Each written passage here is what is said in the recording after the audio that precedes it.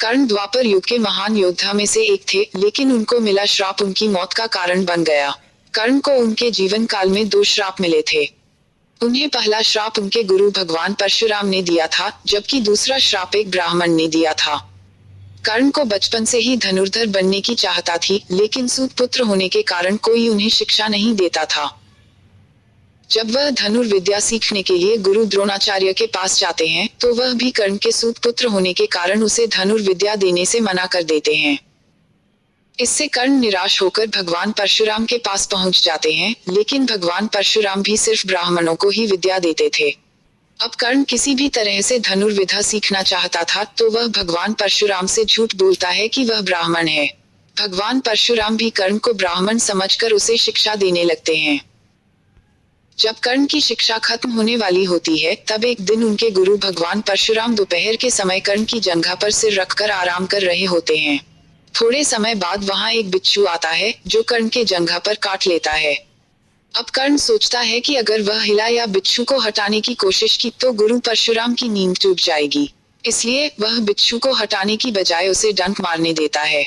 कर्ण काफी समय तक बिच्छू के डंक से होने वाले दर्द को सहता रहता है। फिर जब कुछ समय बाद गुरु परशुराम नींद से उठते हैं, तो वह देखते हैं कि कर्ण के जांघ से खून बह रहा है। यह देखकर भगवान परशुराम गुस्से में कहते हैं, इतनी सहनशीलता सिर्फ किसी क्षत्रिय में ही हो सकती है।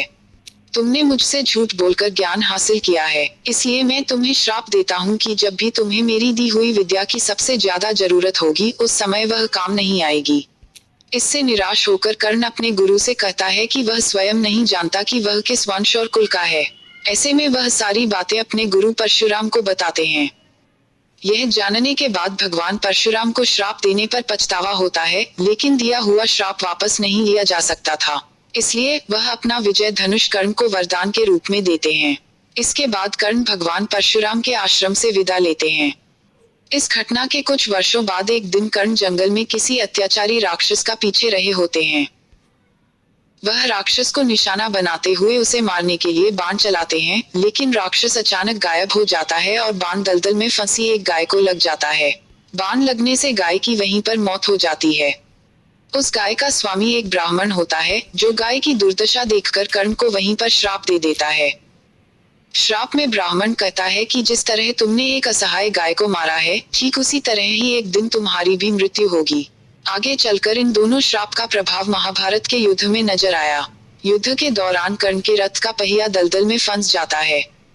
जब कर्ण उसे निकालने के लिए रथ से उतरता है, तभी अर्जुन बाण चला देता है, जिससे कर्ण की मृत्यु हो जाती है।